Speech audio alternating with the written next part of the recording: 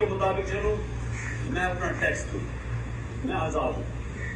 کوئی پولیس والا آپ کو پکڑ کے رات کے آپ کے گھر کے اندر گھس کے آپ کے گھر نہیں توڑیں گے، آپ کو کھا کے نہیں لے جائیں گے، کسی کی ضرورت نہیں، کیونکہ وہاں کا جو انصاف کا نظام ہے وہ میری حفاظت کرتا ہے، کیونکہ میں ایک شہری بن جاتا ہوں۔ میں شہری اپنی ڈیوٹی پوری کرتا ہوں، قانون پہ چلتا ہوں، ٹیکس دیتا ہوں، ریاست مجھے آزاد کر دیتی ہے۔ یہی مدینہ کی ریاست پر نبی صلی اللہ علیہ وسلم نے کیا، انہوں نے انسانوں کو آزاد کر دیا، کیونکہ وہی عرب تھے، حیثیت ہی ان کی کوئی نہیں تھی۔ دو سپر پاور ایک دونوں طرف تھی، پرشین ایمپائر اور رومن ایمپائر۔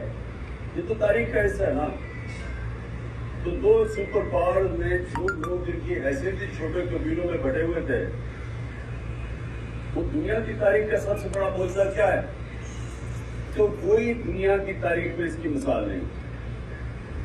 یہ ڈیٹس یاد رکھ لو، کیونکہ تاریخ کی اندر میں لکھی ہوئی ہے ڈیٹس۔ 625 جنگ بدر، 313 لڑنے والے، 11 سال کے بعد 636 یارموک کی جنگ ہوتی ہے، اور رومن ایمپائر ان کے سامنے گھٹنے ٹیک دیتا ہے خالد بن ولید کے سامنے۔ 35,000 مسلمان ہوتے ہیں، وہ 1,00,000 فوج ہوتی ہے، اور اس سے اگلے سال پرشین ایمپائر گھٹنے ٹیک دیتا ہے، وہ گر جاتا ہے قدسیہ میں۔ یہ ہسٹوریکل فیکٹ ہے کہ کیا ہوا تھا۔ وہی لوگ تھے، دنیا کے سب عظیم سے بڑے عظیم لیڈر نے ان کو آزاد کر دیا، انصاف دے کے، اور اندرونی آزادی آ گئی لا الہ الا اللہ سے، کوئی نہیں ہے خدا سوا اللہ۔ یہ انسان کی آزادی کا دعویٰ ہے، کیونکہ آزاد انسان ہوتے ہیں وہی پھر امامت کرتے ہیں دنیا کی۔ غلام تو سے غلام بنتے ہیں سر۔ اور آزادی کے اوپر اللہ نے کتنا زور ڈالا ہوا ہے کہ جو انسان اپنی آزادی کی جد و جہد میں اپنی جان کھوتا اس کا شہید کا رتبہ دے دیا۔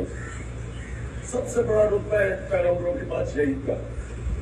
تو آزادی کے اوپر اللہ نے کتنا زور دیا ہے۔ کیوں اللہ چاہتا ہے کہ آپ آزاد ہو؟ کیونکہ آپ اشرف المخلوقات بانی تب سکتے ہیں جب آپ آزاد ہو۔ انسان کو انسان کی غلامی سے ختم کر دیا۔ تو کیا ہو رہا ہے آج؟ انسان ہمیں انسان کی غلامی کروا رہا ہے کہ تم اگر تم یہ کھڑے ہو کے یہ نہیں کہو گے کہ جی مجھے اپنی فوج سے بڑا پیار ہے اور میں 9 مئی کو بڑی مذمت کرتا ہوں اور میں اسی طریقے سے آپ چھوڑ رہا ہوں، تو آپ آزاد نہیں ہو سکتے۔ آپ کے اوپر پھینٹا پڑے گا، کیسز ہو جائیں گے، آپ کے اوپر سب کچھ ہو جائے گا، آپ کے اوپر دہشت گردی کے کیس ہو جائے گی۔ لیکن اگر آپ نے یہ 3 جملے کہہ دیے، سب کچھ معاف ہو جاتا ہے۔ اس کو کہتے ہیں انسانوں کی غلامی۔ میں آپ کو مثال دے رہا ہوں کہ یہ کسی بھی دنیا کی جمہوریت میں کوئی تصور بھی نہیں کر سکتا۔ یہ ہو گھر توڑ دی، اگر وہ نہیں مل رہا تو ان کی بہن کے بچے ادھر انہوں نے ایکشن لے لیا ان کے اوپر۔ تو یہ جو یعنی یہ ہو رہا ہے کہ یہ صرف غلام معاشروں میں ہوتا ہے۔